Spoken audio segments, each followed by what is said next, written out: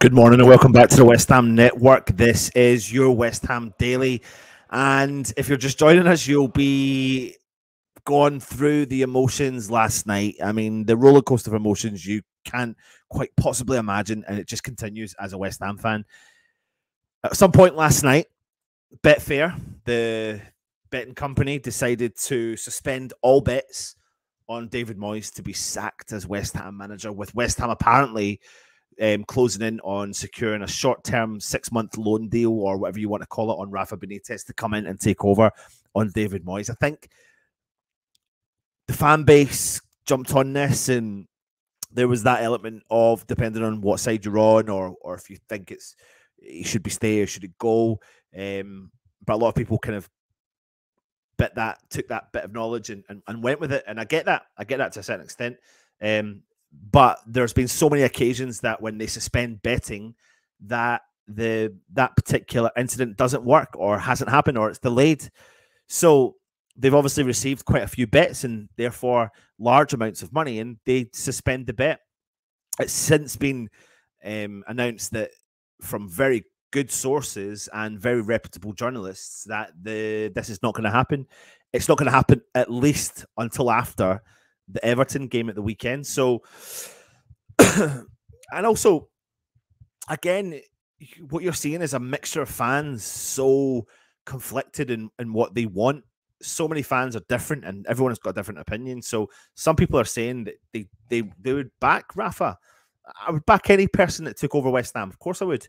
But is he my choice of manager that I'd want to come in and take West Ham further forward? No. Is Dyche my manager that want to come further forward? No. So when we're in the trouble we're in just now, 19 games to go, who's the manager you would want to look at to try and bring us through? Either way, whatever manager comes in, we're not going to play the style of football that West Ham want to see, because we need to grind out some results. And until we can grind out a good run and get ourselves, pushing ourselves up that table and open up that gap between us and the bottom three, as long as we're not in that bottom three, then we'll only see that kind of style of football.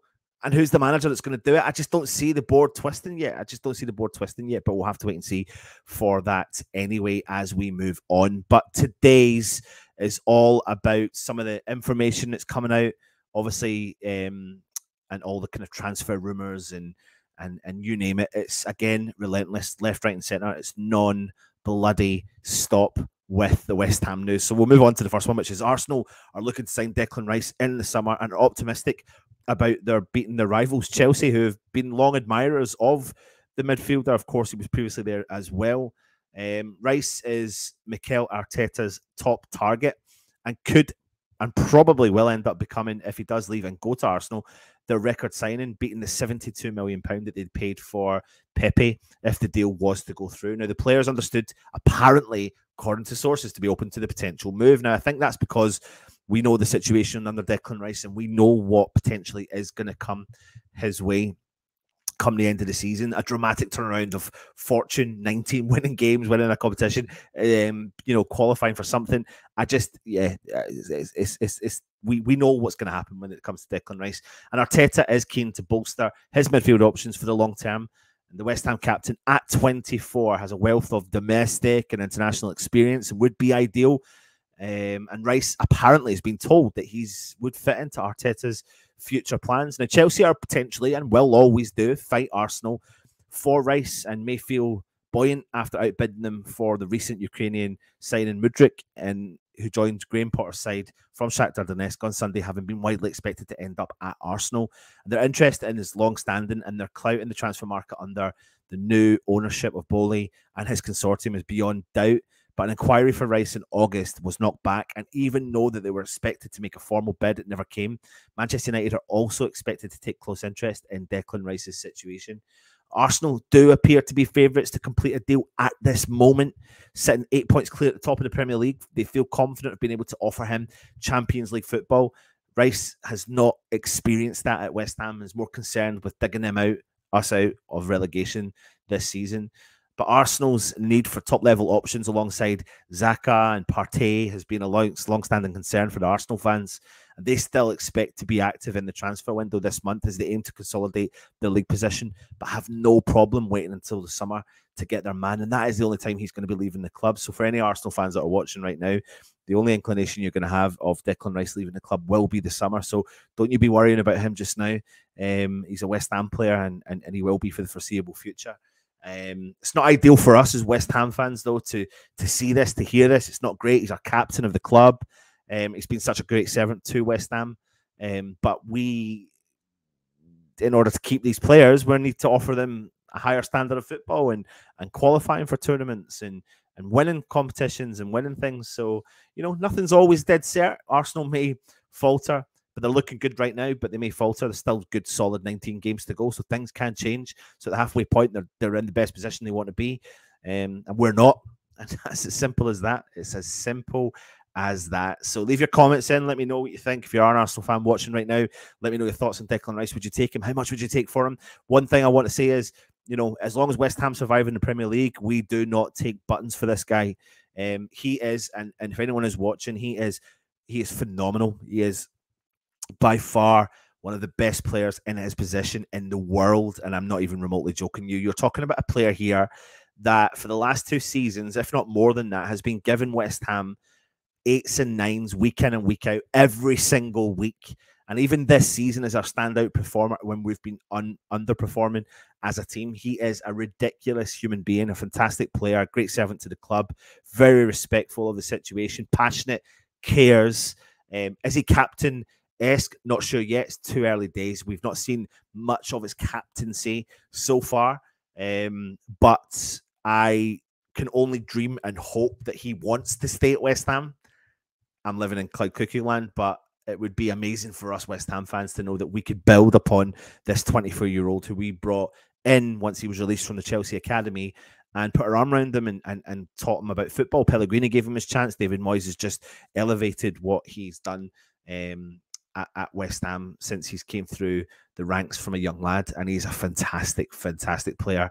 And when it comes to that point when we do have to separate, I just hope it's all on good terms. And we wish him all the best. Preferably for West Ham fans, don't want to see him in the Premier League with a rival club. But it looks like it's probably going to happen. So we'll wait and see. Leave your comments in the comment section as we move on to the next story, which is Sunderland are expected to complete the signing of Pierre Ekwa on loan from ourselves as Tony Mowbray looks to strengthen his squad. The midfielder is highly rated at West Ham, but he's understandably found it tough to get near the first team.